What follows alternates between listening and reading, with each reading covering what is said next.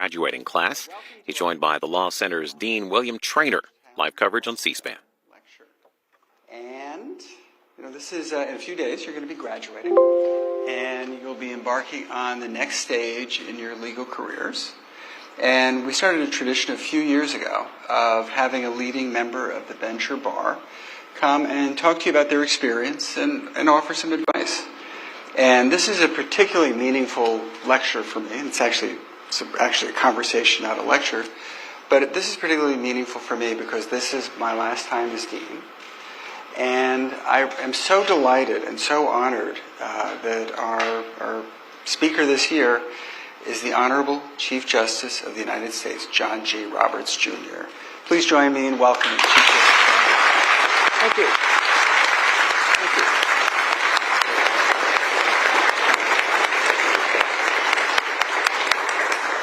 So, before our conversation, let me tell you a little bit about Chief Justice Roberts. John G. Roberts, Jr. was born in Buffalo, New York, and we're just talking, you were there until you were the age of 9. Right. And he received an A.B. from Harvard College in 1976 and a J.D. from Harvard Law School in 1979. And actually one of the things we were talking before that I had not known was that after high school and during a college summer, you worked in the steel mills. Right. United Steelworkers of America, job class 6, electrical helper. Do you have a union card? I had my union card, absolutely. The electrical helper carried around the electrician's toolbox, and every now and then when he wanted a little fun, he would tell you to tighten the screw that was still live. You tighten it and get a nice shock, and never got tired. And so then you went to Harvard Law School. Yeah. And I asked you, when you decided to become a lawyer, and about the second year of law school. Which was true. I hadn't gone to law school because I wanted to be a lawyer. I wanted to be a historian. And it's a true story. Coming out of college, getting close to it, I was being driven from Logan Airport back to school and started talking with the cab driver. And he said, well, what do you do? And I said, I'm a history major at Harvard. He said, I was a history major at Harvard. And I decided... Nothing against cab drivers, but and then law school seemed like a reasonable alternative. And when I got there, I grew to like it. So that's you were the managing editor of the Harvard Law Review. Uh-huh. You graduated magna cum laude, and then your first job was you clerked for Judge Henry Friendly on the Second Circuit. What was that like? Well, to be honest, it was transformational. At that time, in the late 70s, law schools, law profession, I think, was a pretty cynical endeavor. I don't think there were many people who viewed the law as something, some intrinsic value. It was instrumental. And as I said, people had a generally cynical value of it. And I was frankly wondering if I'd made a good choice, not having to want to go there in the first place. And then to spend a year with this remarkable man who, the one thing that was clear is that he looked at the law as something more than just instrumental. I don't want to overplay things, but sort of something with some beautiful interaction as a system of ordering, and then was just brilliant at it. I mean, after arguments, he would sit down in his office, had 2 little legal pads on either side. He'd start writing the opinion, and footnotes or other questions on the other side of the opinion. And then at the end of that, sometimes it took half an hour, sometimes it took a day and a half. He'd give it to the secretary, and she would type it up and then give it to one of the law clerks.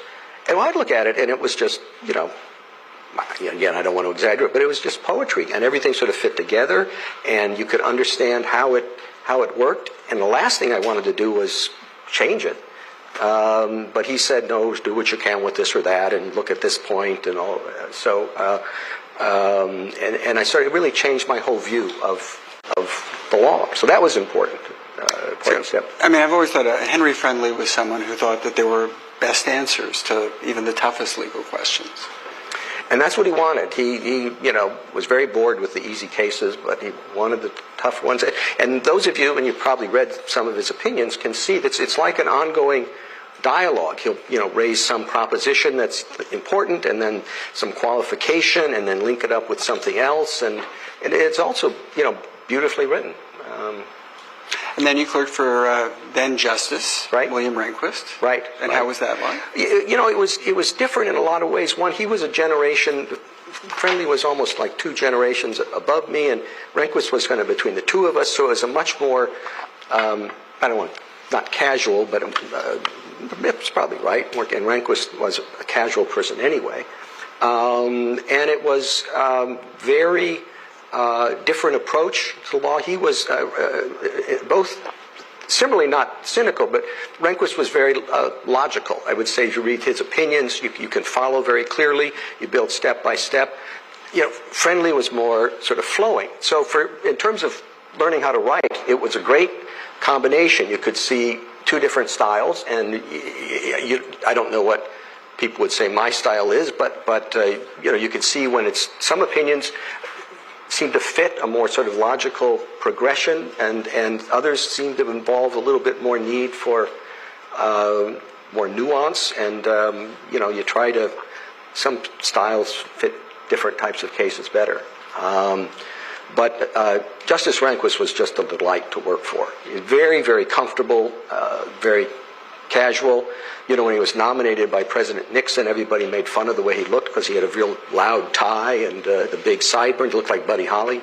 But he was comfortable in his own skin, and it's very interesting. Law clerks, both Judge Friendly's and Justice Rehnquist, were, I think probably as most law clerks are, very loyal to their bosses. I mean, it is interesting, 2 very kind of different approaches to legal writing, and I think of them as different approaches to legal analysis. And talking about kind of the different influences as you started your career. I feel very lucky not only to have the clerkships, but from seeing different perspectives and different ways of approaching the job and different work products that come out. It was a good way to start the career. And then you started working next as an aide to U.S. Attorney General William French Smith. And then you worked in the White House counsel's office when the White House counsel was Fred Fielding during the Reagan administration. Brief period in the private sector, 2 years at Hogan and Hartson, and then you were appointed Principal Deputy Solicitor General by President George H.W. Bush, and lasted for 3 years. And then you returned to Hogan and Hartson in 1993, and then you were there until another President Bush took office. And you were nominated and confirmed for the Court of Appeals, D.C. in 2003, and then in 2000. Well, you're skipping over some drama. I mean, after I had been nominated for the Court of Appeals previously, and I was nominated on my birthday because they wanted to make it look like I was older. He's been 37 years old for a long time. Well, 20 hours when they that didn't work out. I didn't get a hearing. Some guy named Biden said, let's not give him a hearing. And it's interesting because, I was naturally disappointed by that, and because then the administrations changed and the nomination lapsed. And, didn't really expect, I think as Rehnquist said, the bus to stop by my place again. But then I shifted back to private practice. But looking back on it, this is in terms of advice. You want your bad luck to be good, because I think if I had been confirmed at that early age, when a vacancy came up on the court, I probably would have had far too much baggage to be considered for it, and no reason to be. But it gave me a chance to move on to private practice and make some money. Always a good thing.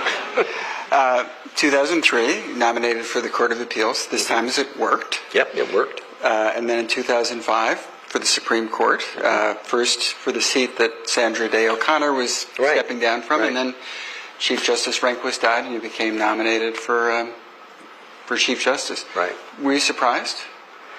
I was surprised at every step along the way, to be honest with you. But I had only been a judge for 2 years, and I didn't have much of a record. It turned out that was an advantage. And it moves very quickly. And then very difficult to have Chief Justice Rehnquist pass away. And it was a period of great trauma. Almost you couldn't really grasp it. I mean, I get, the nomination, and then I think it was like a week and a half later, Chief Justice Rehnquist dies. And they had actually postponed my hearings for a little while. So, it's the change is being announced. I remember it being like Monday. President Bush talked to me. I went to the White House again Sunday night, and he said, well, and I still was wondering what was going to happen with, who was going to be the Chief Justice, because I was going to replace Justice O'Connor. And he said, well, would you have given any thought to, being the Chief Justice? And I said, no, I haven't. And he said, well, start. And he didn't say, and then we went, he said, they wouldn't want you to be here tomorrow morning. I'm going to sleep on it and all this. And I said, well fine. And then it was announced that morning. And the next day, I'm carrying Chief Justice Rehnquist's casket up the steps of the court. Extremely emotional time with all this stuff going back and forth. You almost didn't have time to digest it. I mean, that's a lot. Yeah. So you're confirmed, Yep. And you're 50? Yep. So you're the youngest Chief Justice in 100 years? 200, I think. 200.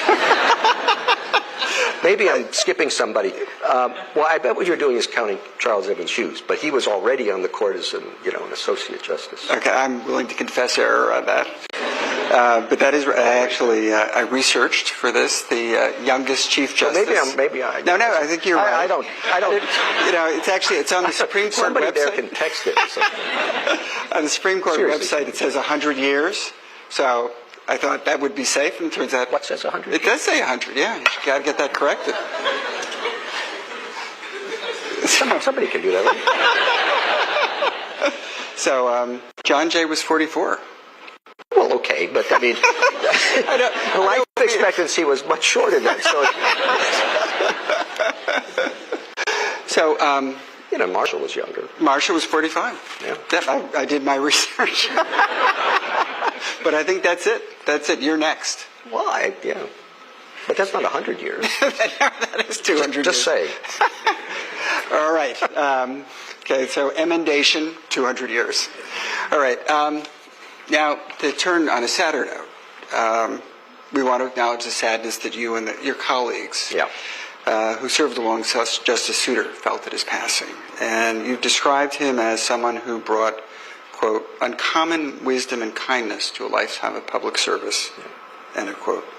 Would you like to share some of your thoughts on Justice Souter's legacy on the court and on our country, and what lessons you hope lawyers of all backgrounds learn from your late colleague?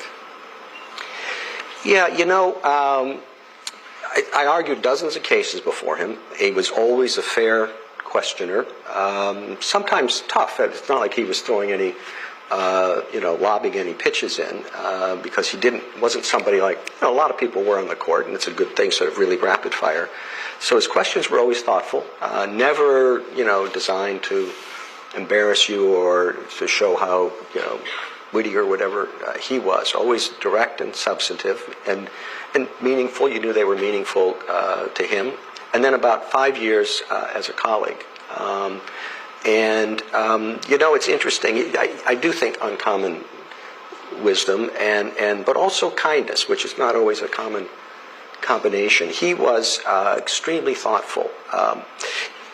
Any kind of certain tragedy or difficulty in your life, or even, pleasant things, you would get a note from him.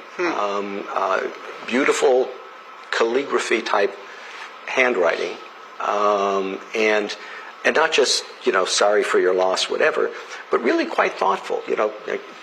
Both sides of the card, and sometimes more about similar experiences in his life, and this and that. I mean, the kind of thing that you save. I mean, I have a nice collection of his things, and very, very thoughtful, and he was very kind in that way. I remember being very surprised when he came in and told me that he was going to leave, to retire. I remember saying, I said, "Well, David, you're in perfect health, mental acuity. Why would you want to leave?" And it was a good lesson in kind of perspective. He said, "Well, I've been here, almost 20 years. I think I've made, my contribution, and I just want to get back to New Hampshire and back to reading some good books," which is, there aren't many people who would have that kind of perspective. Including myself, I wouldn't claim to have that kind of view, but sort of a very good, balanced way of looking at all of it. As we read a letter from the court to a departing colleague, and it was just that, part of it was he wanted to leave, white marble for the White Mountains. And he did. That's what he wanted to do, and so he did it, and kind of certainly very unconventional in that respect. I mean, that's remarkable. Can't think of anyone else in recent years who's left the court really kind of at the peak of their powers. It's really, in so many ways, he was a remarkable man. Very much so, and very, very pleasant to be around. We got to know him a little better. Jane and I, our son was going to boarding school in New Hampshire for a while, and we would drive, back and forth and stop whenever we could and have dinner with him. And he had a reputation for being, very cheap. And he was. I think that's something people from New Hampshire pride themselves on. But he would buy dinner, so it was very, very special. We called him. We talked every year on his birthday, September 17th. It's easy to remember because it's Constitution Day, and always had a very, very nice conversation. Actually, my wife Allison is here, and our son Liam's birthday is Constitution Day. There you go. So it's a great day every way around. Now let me turn to advice. So as legal educators, we strive to teach our students to write and think and research at the highest level. And we also aspire to teach them to conduct themselves in a way that embodies the highest standards of our profession. Are there any particular personal skills or attributes that you think are especially important for young lawyers like our graduates to cultivate? Well, sure. In terms of going out in the profession or entering whatever type of business, I think there's an instinct to make sure people know how much you know. I mean, you want to sort of prove yourself, and someone's asking this or that, and you want something. On the other hand, I found, and I know other people, whether it's other partners in law firms, have been impressed by people who know how to listen.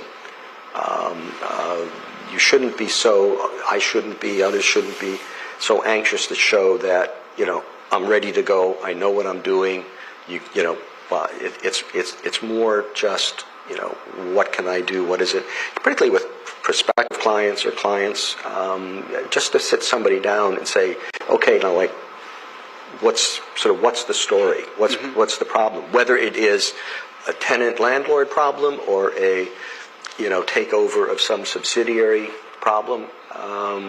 People don't like to be, okay, this is what you need to do, blah, blah, blah, before you even, it's sort of like being a physician. You don't want to give a diagnosis right away. You want to figure out what the symptoms are. So I think that's a valuable thing to keep in mind. And it might follow from the same thing, and again, in none of this am I suggesting I followed this future advice. You learn from making mistakes, but I wouldn't be afraid of being naive. You're not supposed to know everything, and it's all right to be impressed by whatever's in front of you, whether it's where you're working or who the individuals are that come in, or simply somebody who's has 30 whatever years of experience and is showing you how to do things. You should. You need, I think, to move away from sort of this inherent skepticism or cynicism, and the people you're dealing with will be impressed by the fact that you seem to understand that you don't know everything already. So I think that would be. I mean, that's so listening and being naive. It's you gave what I think is the best graduating speech that I've ever heard for your son Jack's graduation. Oh, yeah. And you offered some, very valuable advice there. Again, kind of like this, in that it's not what you typically hear in graduation speeches. Could you talk a little bit about that? Well, first of all, I don't care whether you're, addressing Congress or, the House of Lords or whatever. Nothing is more terrifying than addressing your 8th grade son's graduation. I mean, the worst thing is and of course your son is totally embarrassed by the whole thing. But it was short, and so that was good. And I tried to tell them that I thought it would be good for, some bad things to happen to them.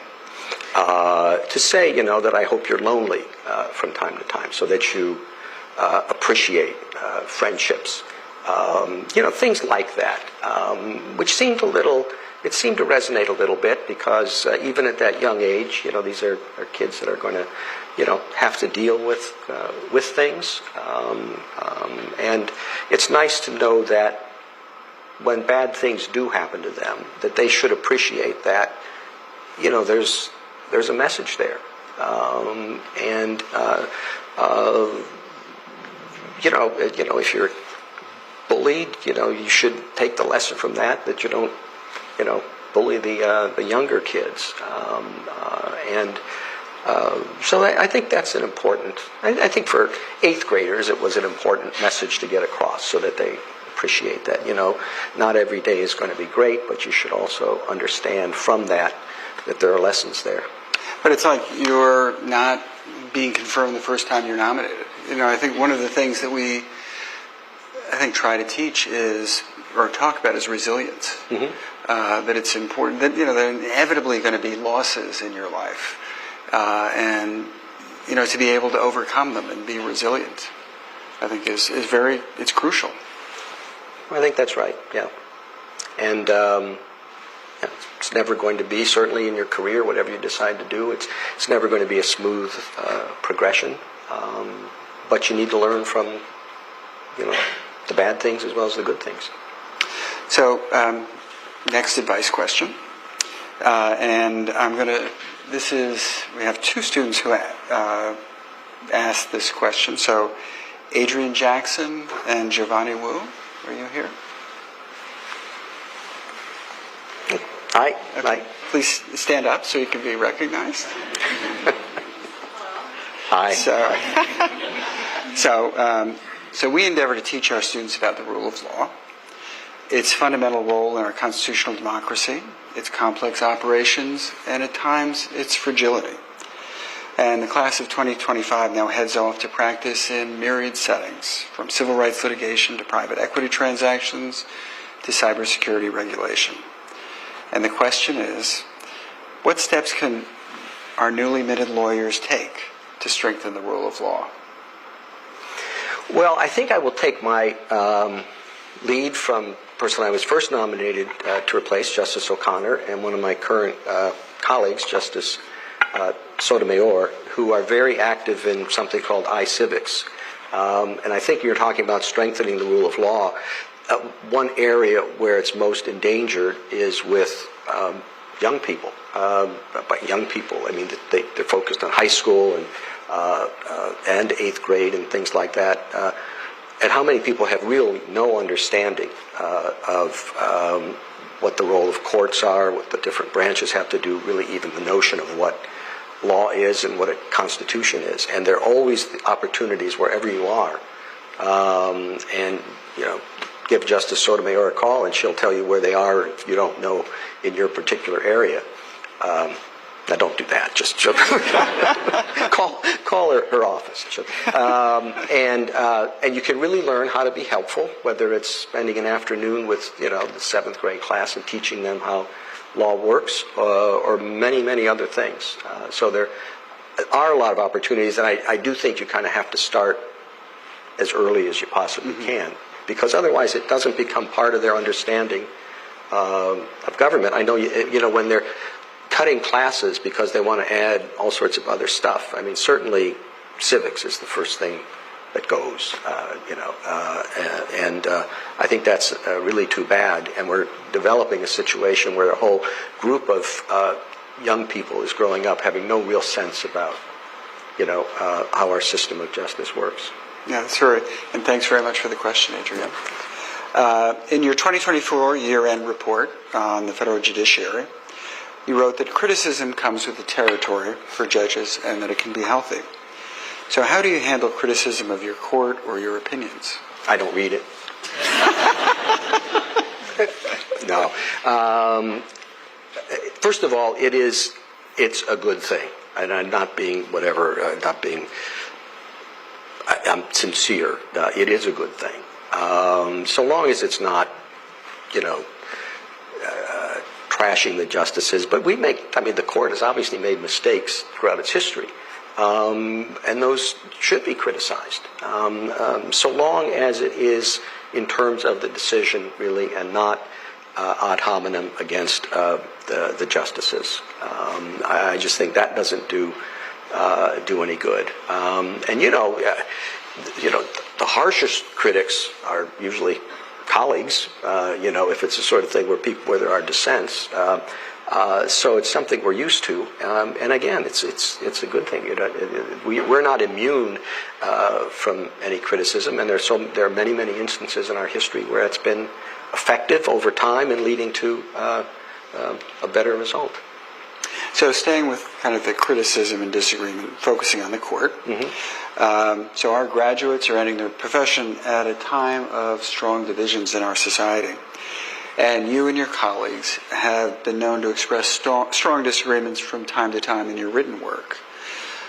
Yet, by all accounts, you maintain a collegial work environment. So this question comes from Joselina Martins. Okay. Fortunately, this is all being taped, so Joselina will be able to see. I found something better to do. So the question is, how do you maintain a collegial work environment? It's not as hard as you might expect, because you do develop strong relationships. We're nine different people with very different views and different backgrounds, and yet we have to work together on these things that are difficult. You find a way to get along. It's a long job if you're sort of really at each other's throats with bad feelings and stuff like that. It's not a good way to function, and I think we all realize that. We're kind of in it together, and partly that's fortified by the fact that you're somebody that you're at loggerheads with and pretty sharp. This is your ally the next case, right?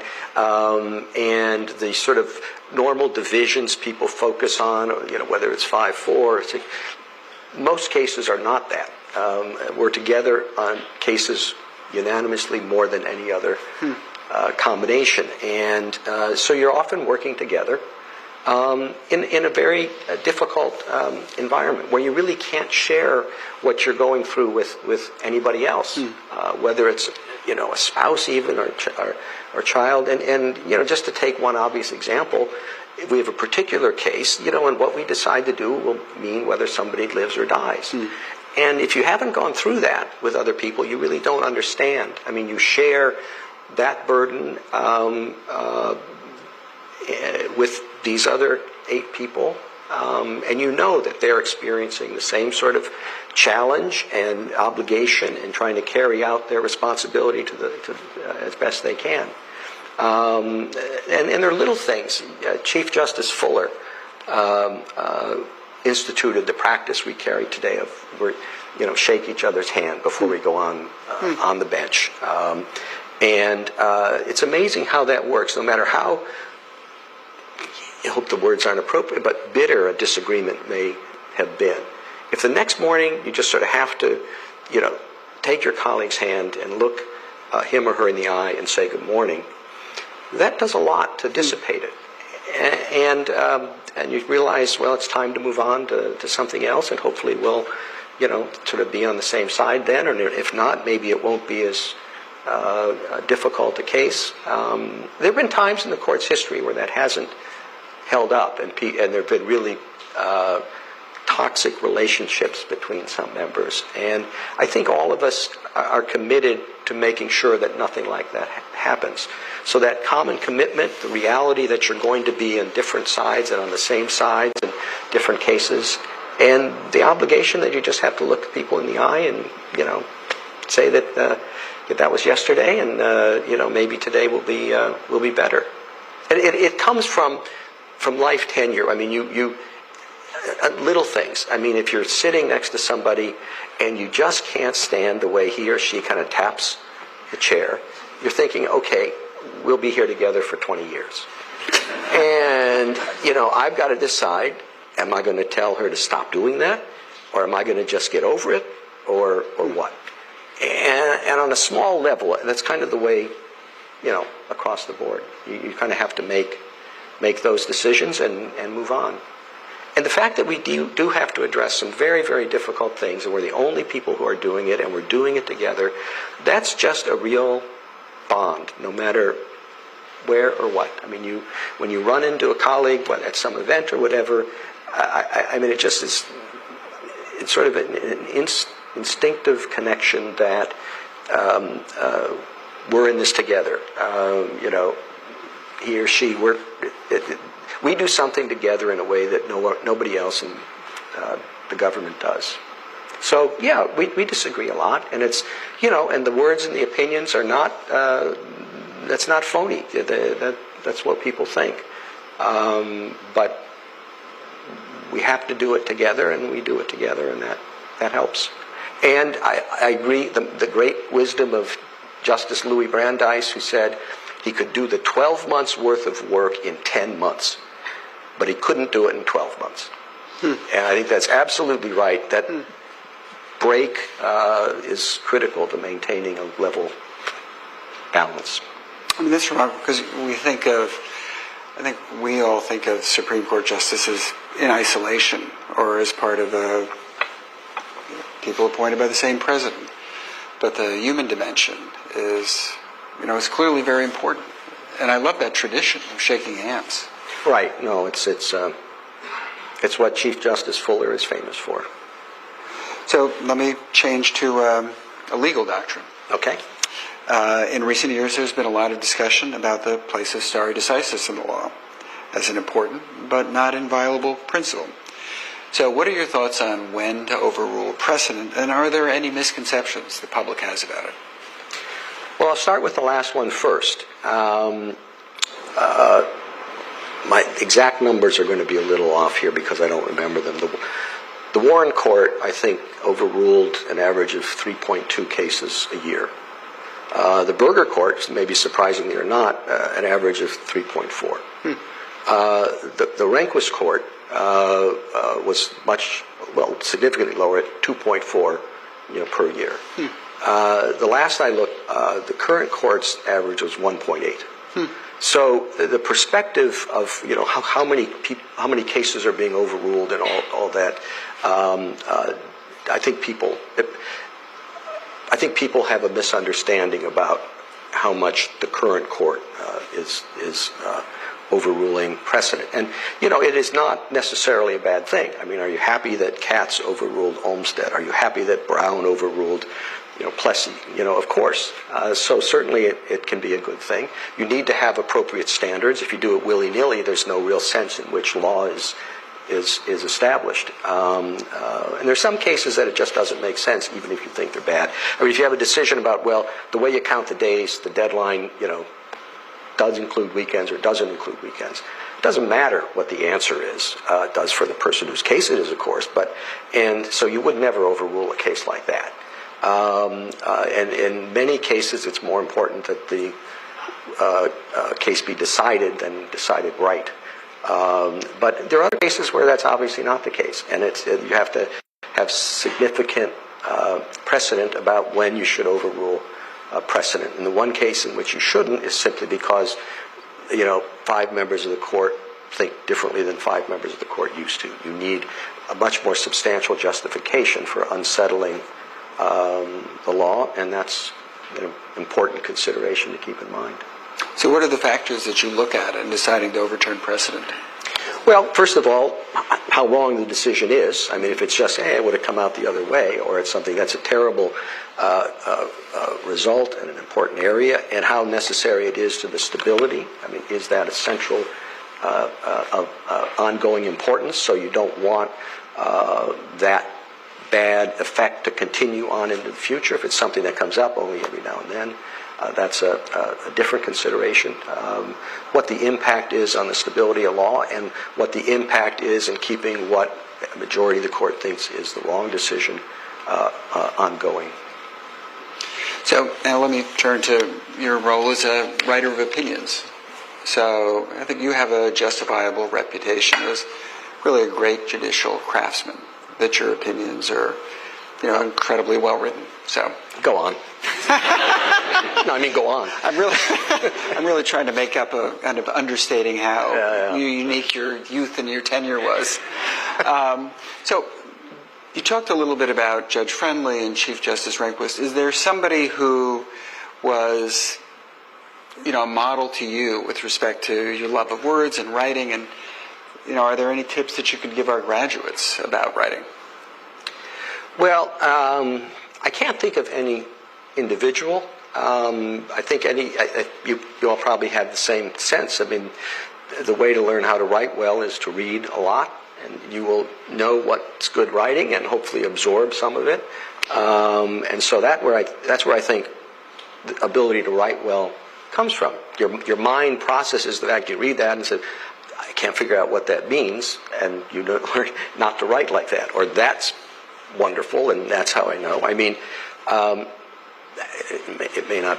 Well, I mean, I think of, and again, you're right. I had two very good writers to learn from. I mean, I think of Judge Friendly as, writing like Joseph Conrad. Not that the sentences are for 4 pages, but that they flow really quite beautifully. And even in a technical area, whatever, they do kind of, take you along the right result. And Rehnquist is more like Elmore Leonard, if anybody likes that. It's very, very, very logical steps. But I mean, it's not like you pick up any opinion and it looks like that. I mean, the last ERISA opinion from whichever one I looked at didn't really seem like that. But there are different approaches, and different cases call for different styles of writing. And it's really something that, I mean, if you worry about how it reads as opposed to just the logical structure, you do have to spend a lot of time with it. I mean, you do have to, have a lot of crumpled up pieces of paper. Well, I'm showing my age, I guess. Crumpled up pieces of paper in the trash can, or a lot of keystrokes or whatever, if you're really interested in making it read well. And, some are more interested than others, and there's nothing wrong with that, but I like to do it. So I like to put in the energy to do it. Is there any justice who you'd single out as a particularly good writer? I'm sorry? Any justice throughout history who you think of as a particularly powerful writer who we might keep in mind? Well, and I don't know if other people will think the same, but Marshall is a surprisingly good writer. I mean, I know Marbury versus Madison goes on forever, but it goes. But you're along for the ride, and it is. I think in many places very eloquent, and a lot of his other stuff was. He's very direct, logical, even for that age. I mean, it's not a lot of legalese. So I think he'd be a good one to read. It's interesting, your talk also about kind of the personal ties between the justices. When he was Chief Justice, first of all, most of the decisions were unanimous, and they all lived in the same boarding house. So they drank a lot of Madeira. Yeah. Yeah, he was one of the largest importers of Madeira in the country.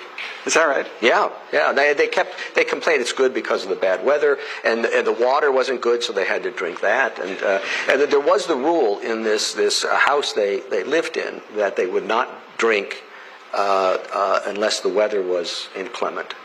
And Marshall would always send Joseph Story to the window and say, Brother Story, what's the weather like? And he says, well, it's kind of pretty clear. And Marsh said, it's raining somewhere. It's a big country. And they said, break out the Madeira. And after a couple of glasses, Marcia would say, well, why don't we do this in that, Marbury case? I'll take care of it. Don't worry. But no, it was, there was the same sort of, probably a deeper bond with them because they, I don't know if maybe it's too much of being with each other, but they did live together in the boarding house, spent more of their time riding circuit than sitting in Washington, and almost all the opinions were unanimous. I think there was a holdover where the idea of dissenting really wasn't quite established. And I also think there was a fair bit of, Marshall didn't kind of say, here's what we're going to do. It was more, sitting down together and kind of working it out, and then he just sort of put it on paper. So, do you have a favorite Chief Justice? Well, I mean, Marshall's the answer to that question for anybody. I mean, unless you're related to somebody, I guess. But yeah. I mean, his accomplishments are remarkable. He is, I'm happy to defend, the most important figure in American, certainly political history that wasn't a president. And a lot more important than about half the presidents. In terms of, Marbury is such an institutional structure in terms of, I don't have any doubt about what the framers thought, but at the same time, it's not clear that vision would have been established if it weren't for Marshall. And the tremendous, Rehnquist talks about it a lot in some of his writing. I mean, the single unique original contribution of American political thought to political thought in general was the institution of independent judicial review. I mean, we think of places that have a similar system like England and all that. Well, right, in practice, but, the High Court in England is a committee of the House of Lords. The notion that it's somehow independent from Parliament doesn't make any sense. I mean, they changed that recently with the EU stuff, and I guess they it's still in effect. They now have a Supreme Court. Before that, they actually didn't. But the idea of an independent judicial entity, a co-equal branch of government, was an extraordinary revolution, and Marshall's determination is that the Constitution is law, and therefore the lawyers on this court are the ones who interpret it, and that's what binds the rest of the government. It was a real revolution and established at an absolutely critical time, where the notion of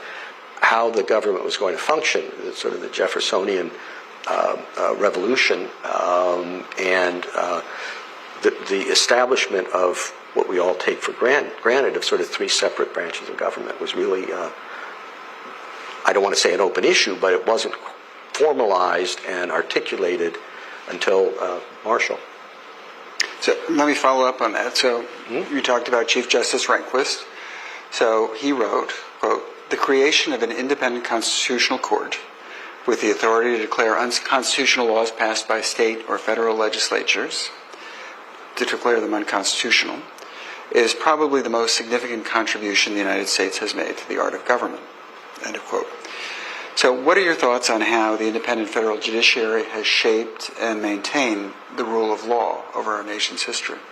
Well, I mean, we've had good moments and not so good moments. I mean, the fact that you recognize an institution that's to articulate what, again, is Marshall's word, what the law is, doesn't mean that you're going to get it right all the time, and you may go through periods where you didn't get it right. But the notion that rule of law governs is the basic proposition. And again, certainly as a matter of theory, but also as a matter of practice, we need to stop and reflect every now and then how rare that is. How certainly rare throughout history and rare in the world today.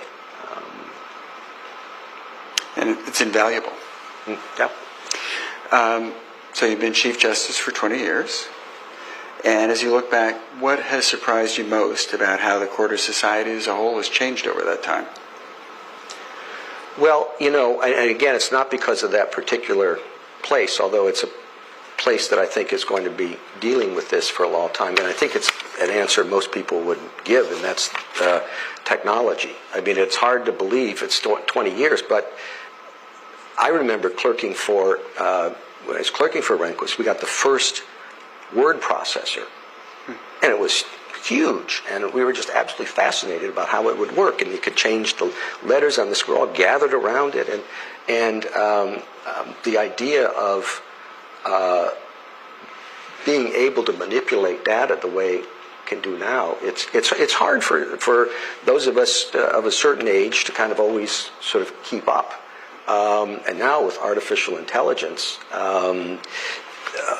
I don't know. I mean, I don't know what the impact on all of you is going to be. I mean, you have these things now that put in, and you go in, you're going to be an associate at a law firm. Some partner's going to say, well, give me all the good cases you can have about, contributory negligence that, come out a particular way, and are decided by this. I mean, somebody in the back room is just putting that in and pressing a button, and it's going to take you, if you're a new associate, I don't know how many days to come up with the answer, and now it takes your friend AI 5 minutes. That's going to be a real revolution, and the skill is obviously going to be that you're going to have to develop, probably have, as far as I know, but how to manipulate the artificial intelligence in a way that gives you the most responsive product. But it's actually not, I mean, the skills to be a good lawyer, they evolve. In Cicero's age, to be a good lawyer, you had to have a good voice, a good strong voice, so they could hear you throughout the, whatever it was, the Curia or something, and he did. And then, in Lincoln's age, you should see, Lincoln argued one argument in the court. When he was a member of Congress, he went down in the basement and argued a case in the Supreme Court. The most mundane issue, it was about the operation of the statute of limitations while the landowner was out of state, and all that. And so we have his notes, and you look at them, first of all, they're exactly like your notes in the first year moot court. He's got a little list of cases here and things over here. And the one thing you notice, it's just beautiful handwriting, almost as good as David Souter's. I mean, it's just beautiful. And that's what lawyers need to do. You're writing the contract. You're writing the title. If you can't read, that's not going to do any good. So then penmanship was an important qualification. When I was in law school, finding the law was a big deal because you had to go through all these dusty digests, the state cases or federal cases with the keynotes and go through, and it would be a great thing. I found a case, from the Arkansas Supreme Court that says this or that. That's not a big deal for you now. You just press a few buttons and you've got every case. But I mean, that's the problem, right? You've got every case. And your skill is kind of trying to figure out, well, which of this vast database makes the most sense. And I don't know enough about it, but what I gather might be the next challenge. Okay, now you've got all this. What technology do you apply to that to figure out, what do you do with these 500 cases, and which ones are important and which ones aren't? I think somebody was showing me the other day that I just really don't like, is they've got this opinion and they say, okay, now do it in the voice of John Roberts. And it comes out and it reads like, yeah, that looks like one of them. And now change it to Justice Kagan, and it's a different thing and all that. But so I think it's a real challenge. I mean, your question being, I don't quite remember it, but I do think it's in terms of the big challenge. And they're different. They're different today than they were when, you and I were coming out of law school. And I do think it strikes me as a real brave new world. And I don't know, once the AI figures out how to do the best presentation of the case, and then you've got other AI things deciding the case, I mean, it's... I'm glad I'm not starting out right now, because I don't think I would be very good at it, because I'm not good at the technology. But so, following on that, in your 2023 year-end report, you wrote about AI and other technological changes and how they might impact the law. But you also reassured judges that machines were not coming for their jobs. Do you still believe that?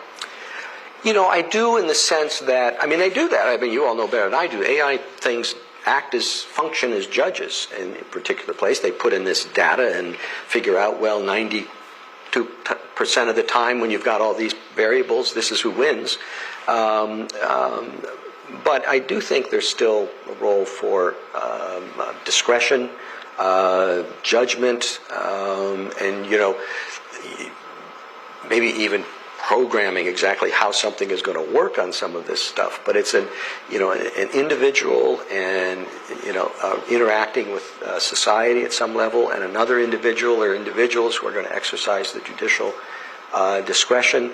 And I just don't understand how the machine is going to be able to make those sensitive judgments about whether a particular individual should, you know, go to jail, should prevail.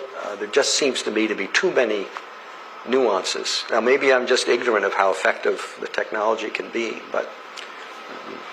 So, another technology question. The pandemic required the court to alter the procedures for oral argument, including live streaming the audio feed from the courtroom for the first time. So, after the pandemic, you retained the new format. And how has that gone? And do you ever miss the old format? Well, I'll take them in reverse order. The answer is yes.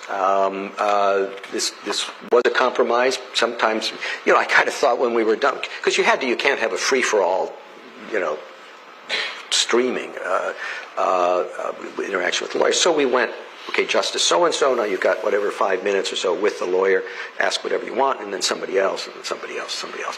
And when we were free of the restraints of COVID and we go back to it, I'm sort of like, well, let's go back to the old way. And some people are saying, well, you kind of like the new way a little bit.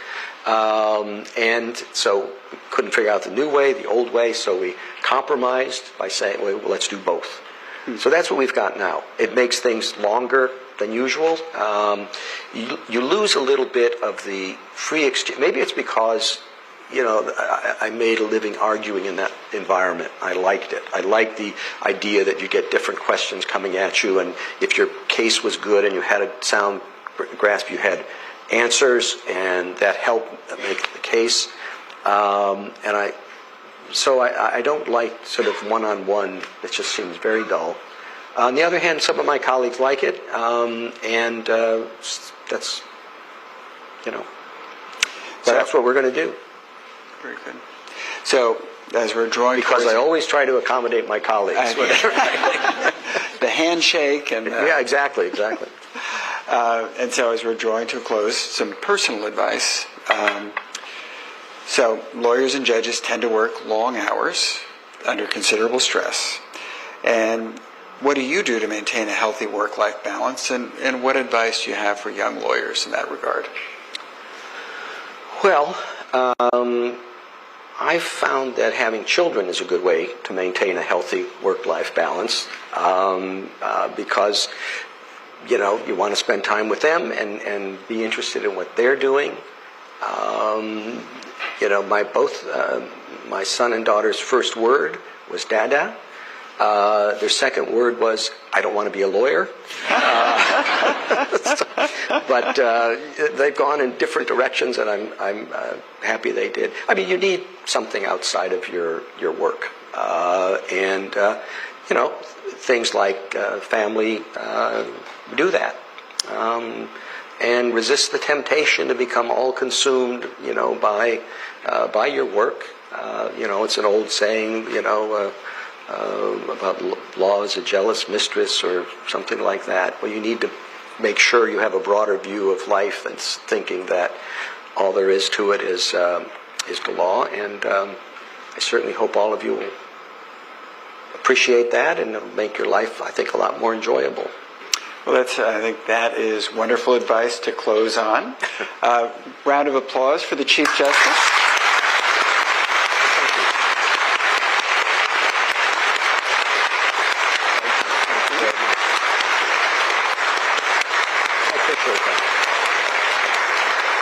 So we also let the record show my wife was applauding too. So you clearly what you said resonated with your wife. Right. Nice to see you, Jane, who's a graduate of the Law Center. Round of applause for Jane, please.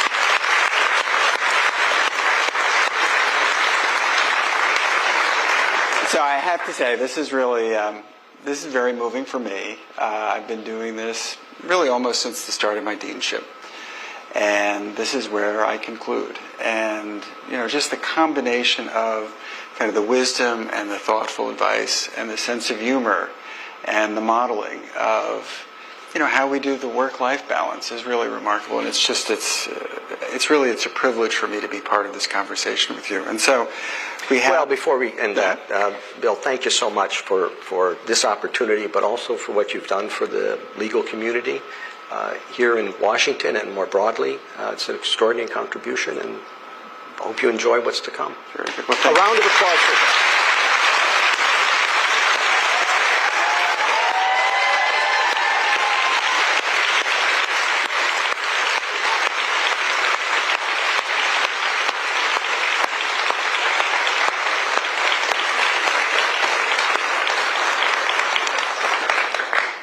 That was incredible. Thank you.